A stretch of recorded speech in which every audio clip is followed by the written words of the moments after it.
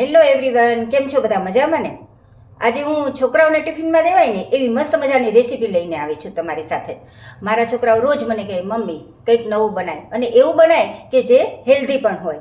તો એ માટે હું એક એવી સામગ્રી અંદર એડ કરવાની છું ને, જેથી કરી રેસીપી એકદમ ટેસ્ટી બનશે. તો ચલો જરા પણ વાર કર્યા વગર રેસીપી શરૂ કરી.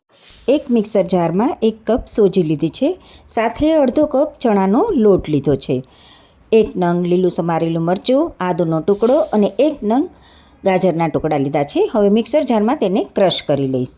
હવે આવું દરદરું ક્રશ કરવાનું છે. હવે તેમાં એડ કરીશ 1 કપ છાશ.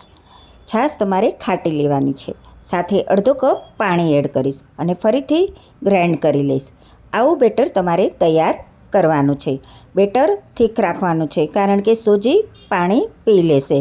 હવે એક બાઉલમાં ટ્રાન્સફર કરી દઈશ અને 10 મિનિટ માટે રેસ્ટ આપી દઈશ. 10 મિનિટ પછી તમે જોઈ શકો છો કે બેટર સરસ થઈ ગયું છે.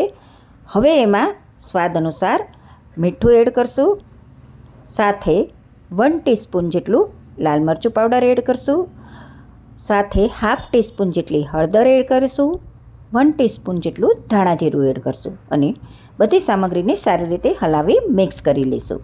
હવે 1 ટીસ્પૂન જેટલી ખાંડ એડ કરીશું અને 1 ટેબલસ્પૂન જેટલી કોથમીરને એડ કરીશું.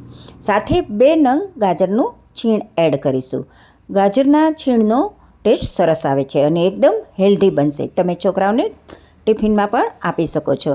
હવે એક વઘારિયામાં 1 ટેબલસ્પૂન જેટલું તેલ લીધું છે, 1 ટીસ્પૂન જેટલી રાઈ, 1 ટીસ્પૂન જેટલા તલ લીધા છે, 1 સૂકું લાલ મરચું, 7 થી 8 નંગ લીમડાના પાન, 1 ચમચી સિંગદાણા, બધી સામગ્રીને સારી રીતે તતડાવી દઈશું. હાફ ટીસ્પૂન હિંગ અને હાફ ટીસ્પૂન લાલ મરચું પાવડર એડ કરી મિક્સરમાં એડ કરી દઈશું. હવે હાફ ટીસ્પૂન જેટલો સોડા એડ કરીશું અને મિક્સરને એક જ ડાયરેક્શનમાં હલાવી લઈશું, જેથી એકદમ ફ્લફી થઈ જાય. હવે આપણે સ્ટીલના બાઉલ લેવાના છે. આપણે અત્યારે ઓટીજીમાં એને બેક કરીશું. એમાં 2 ચમચા જેટલું ખીરું એડ કરીશું. સાથે ઉપર 1 ટીસ્પૂન જેટલો આપણે તેલનો વઘાર એડ કરીશું, જેથી કરી ટેક્સચર સરસ આવશે, અને 1 ટીસ્પૂન જેટલા તલ એડ કરીશું. હવે ગાર્નિશિંગ માટે એક ગાજરમાંથી બનાવેલું ફૂલ મૂકીશું અને ઓટીજી ઓવનને મેં 180 ડિગ્રી ઉપર પહેલેથી જ પ્રીહીટ કરી લીધું છે અને નાસ્તાને 30 મિનિટ માટે બેક કરીશું. તો હેલ્ધી એવો નાસ્તો બનીને રેડી થઈ ગયો છે. આપણે છોકરાઓને ટિફિન બોક્સમાં પણ આપી શકીએ છીએ અને ડિનરમાં પણ લઈ શકીએ છીએ. તો જરૂરથી આ રેસીપી ટ્રાય કરજો. હવે હું મળીશ મસ્ત મજાની નવી રેસીપીની સાથે. Bye bye.